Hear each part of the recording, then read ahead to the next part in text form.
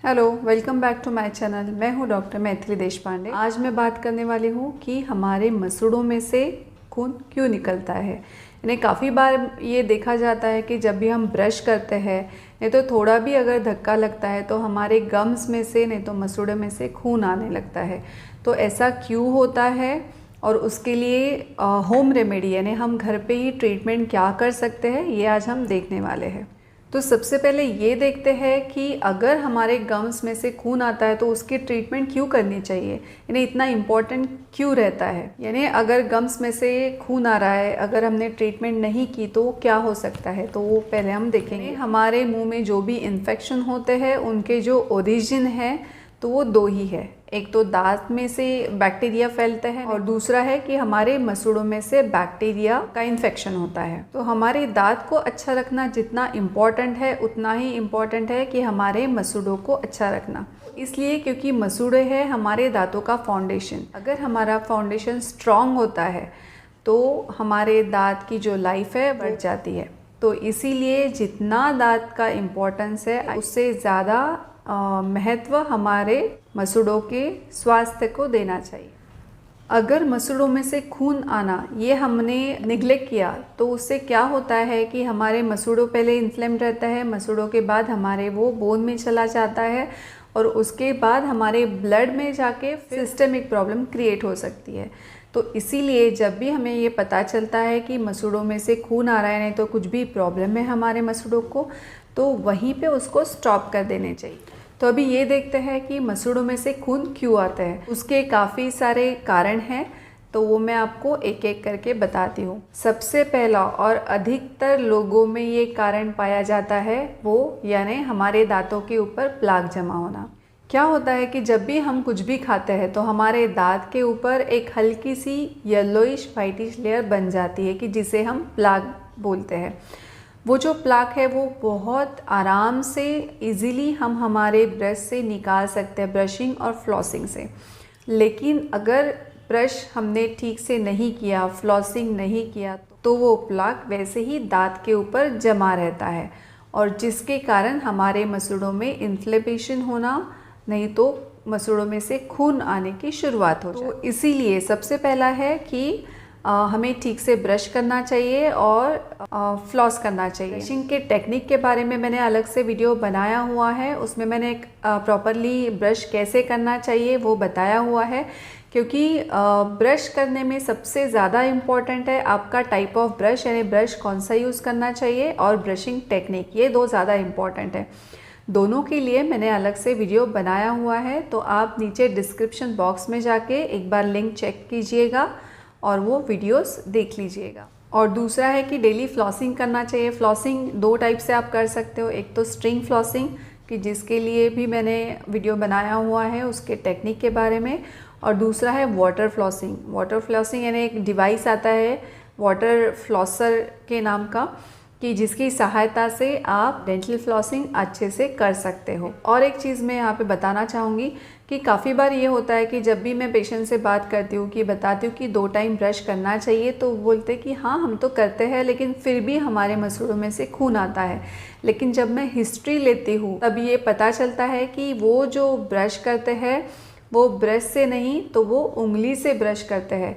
तो ये टेक्निक ठीक नहीं है। आपको आपके दांत को ब्रश करना है तो वो टूथ ब्रश के ही सहायता से करना है। अगर आप उंगली से आपके दांत घिसते हो तो वो ठीक से क्लीन नहीं होते हैं। दो दांतों के बीच में जो प्लाक रहता है वो वैसे ही रहता है जिसके कारण मसूड़ों में से खून आता है। कुछ लोगों में ऐसा पाया जाता है कि जब वो ब्रश करते हैं तभी मसूड़ों से खून आता है, बाकी दिन भर पता भी नहीं चलता कि मसूड़ों में से खून आता है, लेकिन सिर्फ ब्रश करते वक्त खून आता है। और अगर दांत घिसते टाइम ही सिर्फ मसूड़ों से खून आता है तो इसका मतलब कि जस्ट गम्स के इन्फ्लेमेशन की वो शुरुआत है, तो उससे आप वहीं पे रोक सकते हो। वो तो प्रॉपरली ब्रशिंग टेक्निक से, दूसरा है फ्लॉसिंग से। और घर पे आप एक काम कर सकते हो वो है कुनकुने पानी में नमक डाल के गागल करना। कुनकुना पानी लेना है, उसमें थोड़ा सा नमक डालना है और उससे गागल करना है दिन में 2 बार। कुनकुने पानी में नमक डाल के कुल्ला करने से आपके जो गम्स का इन्फ्लेमेशन है वो भी कम हो जाएगा और आपके मसूड़ों में से खून आने की शिकायत भी बंद हो जाएगी। अगर 2 टाइम ब्रश करते हो, फ्लॉसिंग ठीक से होता है, कुनकुने पानी में नमक डाल के कुल्ला भी करते हो, अगर उसके बाद भी मसूड़ों में से ब्लीडिंग होती है तो आप आपके फैमिली डेंटिस्ट से कंसल्ट करें, क्योंकि इससे भी हो सकता है कि जो प्लाक है उसका कन्वर्जन कैलकुलेशन है जिसे हम टार्टर बोलते हैं उसमें हो गया होगा, तो शायद आपको प्रोफेशनल क्लीनिंग की ज़रूरत पड़ सकती है। प्रोफेशनल क्लीनिंग यानी कि जो हम नॉर्मल टार्टर निकालने के लिए जो डेंटल क्लीनिंग करते हैं, टीथ क्लीनिंग करते हैं, उसकी ज़रूरत पड़ सकती है। दूसरा कारण है मसूड़ों में से खून आने का, वो है विटामिन सी की डेफिशिएंसी। कुछ लोगों में ये पाया जाता है कि दांतों के ऊपर जो डिपॉजिट्स है वो कुछ भी नहीं है, लेकिन फिर भी मसूड़े बहुत ज़्यादा इन्फ्लेम्ड है, सूजन आई हुई है मसूड़ों में से और वहाँ से ब्लीडिंग हो रही है।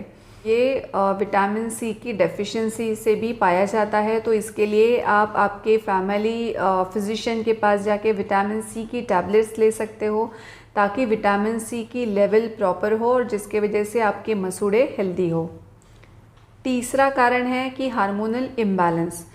ये स्पेशली प्रेगनेंसी में होता है। प्रेगनेंसी में कुछ हार्मोन्स बढ़ते हैं कि जिसके वजह से हमारे मसूड़ों में इन्फ्लेमेशन होता है और जिसके वजह से ब्लीडिंग होता है। तो इसके लिए जैसे मैंने पहले भी बताया कि कुनकुने पानी में नमक डाल के कुल्ला करना, ये एक चीज़ फ़ायदेमंद होगी। 2 टाइम ब्रश और रात में सोने के पहले फ्लॉसिंग करना, ये भी फ़ायदेमंद होगा। और एक चीज़ यहाँ पे आप कर सकते हो कि कुछ गम ऑइंटमेंट्स आती है, गमेक्स का आता है, स्टोलिन ऑइंटमेंट्स आता है, तो उसे आप अप्लाई करके यानी उससे मसाज करके भी गम का इन्फ्लेमेशन कम हो सकता है। चौथा रीज़न हो सकता है हमारे मसूड़ों में से खून आने का, वो यानी किसी भी मेडिसिन से, यानी अगर आप कोई स्पेसिफिक मेडिसिन डेली बेसिस पे लेते हो तो कभी कभी वो मेडिसिन का साइड इफ़ेक्ट भी हो सकता है कि जिसके वजह से हमारे मसूड़े फूल जाते हैं, नहीं तो जिसमें से खून आने लगता है। तो आपको ये लेकिन आपके डेंटिस्ट के पास जाके ही एक बार डायग्नोसिस करना होगा कि कारण क्या है, और उसके बाद ही आपके डेंटिस्ट आपको ट्रीटमेंट बता पाएंगे। तो अभी मैं इन शॉर्ट आपको बताती हूँ हमारे मसूड़ों के हेल्थ के लिए आपको क्या करना चाहिए और क्या नहीं करना चाहिए। सबसे पहला है 2 टाइम ब्रश करना, रात का ब्रश कंपलसरी करना चाहिए। दूसरा है डेली फ्लॉसिंग करना। आप स्ट्रिंग फ्लॉसिंग नहीं तो वाटर फ्लॉसिंग से भी कर सकते हो, रात में सोने के पहले एक बार फ्लॉसिंग करना। तीसरा है उंगली से ब्रश नहीं करना, सिर्फ और सिर्फ टूथब्रश से ब्रश करना। ब्रशिंग की टेक्निक प्रॉपर फॉलो करना। चौथा है कुनकुने पानी में नमक डाल के दिन में 2 बार कुल्ला करना। पांचवा है स्टोलिन गम ऑइंटमेंट नहीं तो गमेक्स गम ऑइंट का इस्तेमाल करना, उससे गम्स को मसाज करना। और सबसे लास्ट है कि अगर इन सब होने के बाद भी अगर गम्स में से खून आता है, मसूड़ों में से ब्लीडिंग होती है, तो आपके फैमिली डेंटिस्ट को जाके एक बार कंसल्ट करना, क्योंकि इनमें से काफ़ी सारी चीज़ें ये टेम्पररी आपको रिलीफ देगी, परमानेंटली नहीं देगी। जैसे गमेक्स ऑइंटमेंट नहीं तो स्टोलिन ऑइंटमेंट अगर जैसे आप अप्लाई करते हो तो आपको टेम्पररी रिलीफ मिलेगा, लेकिन जैसे ही आप उसका इस्तेमाल बंद कर देते हो उसके बाद फिर से ब्लीडिंग गम्स की शुरुआत हो सकती है।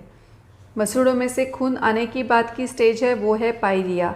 अगर उसे हमें अवॉइड करना है तो सबसे पहले रहता है कि आपके फैमिली डेंटिस्ट से कंसल्ट करना, ताकि गम्स में जो भी प्रॉब्लम हो उसका डायग्नोसिस जल्द से जल्द हो और उसका ट्रीटमेंट जल्द से जल्द आपको मिल जाए। तो आज का ये वीडियो आपको कैसे लगा कमेंट करके ज़रूर बताइए। Thank you so much for watching and take care.